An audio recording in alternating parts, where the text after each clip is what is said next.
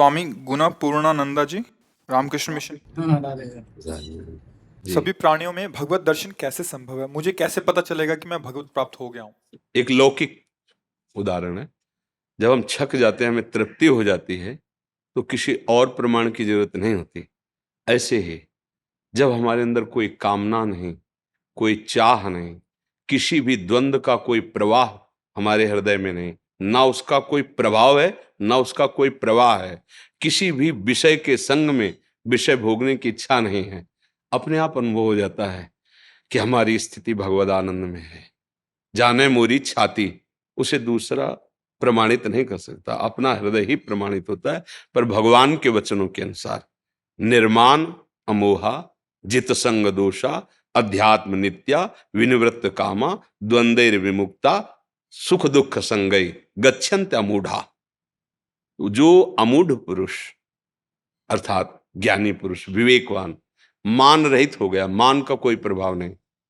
अपमान का प्रभाव जैसे दुख होता है, ऐसे मान का प्रभाव सुख होता है। जब हमारा मान होता है, अगर हमारे हृदय में गुदगुदी हो रही, तो ये भगवत प्राप्ति में बाधक है। मान त्यागी होना चाहिए।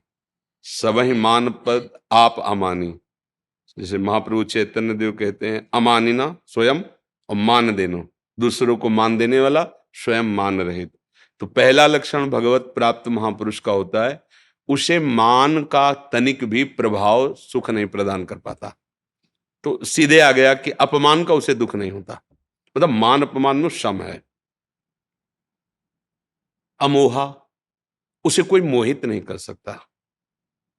कोई कंचन, कामिनी, नाना प्रकार के पद, प्रतिष्ठा, भोग सामग्री, अमोहा, उसे कहीं भ्रम नहीं हो सकता।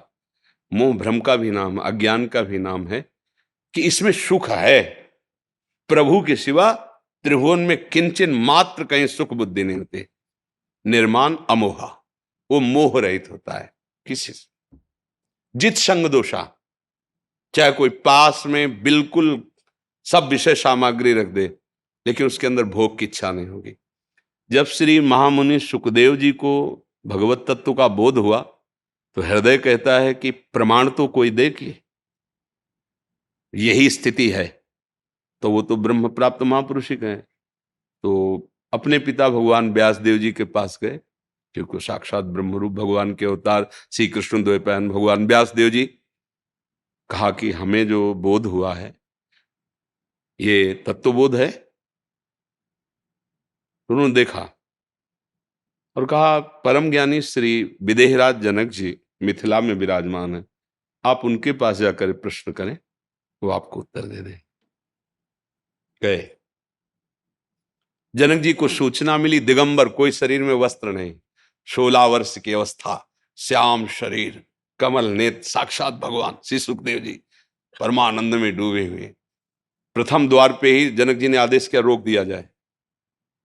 एक एक शब्द शास्त्र के प्रमाण उसमें भगवत प्राप्त महापुरुष के रोक दिया गया।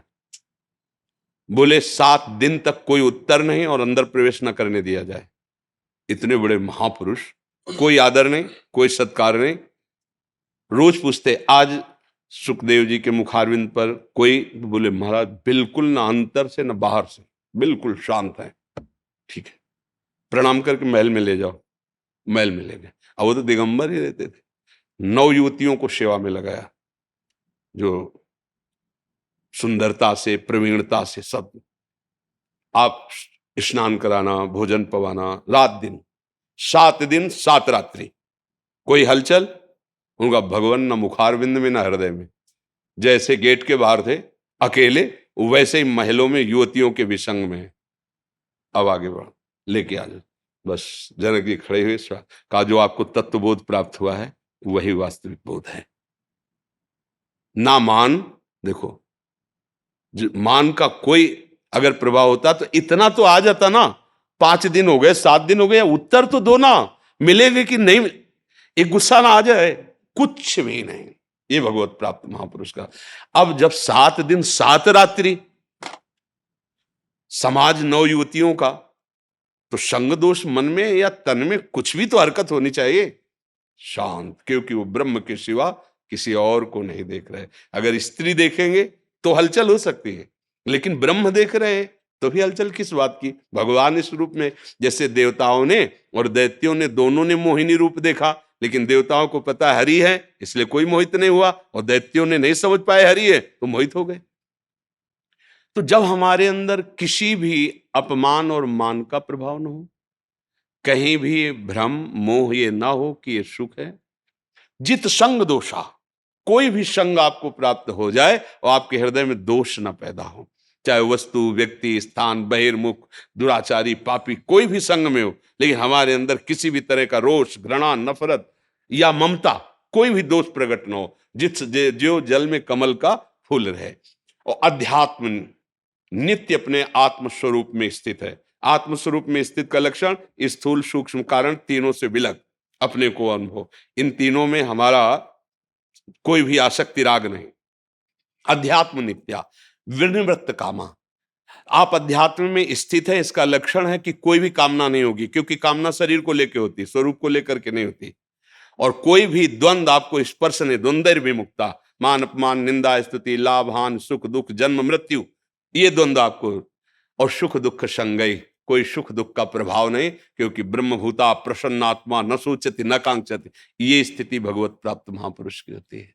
जिसके हृदय में भगवदानंद की स्फूर्ति होती है, अब उसके हृदय में कोई भी स्फुरणा नहीं होती प्रभु के सिवा।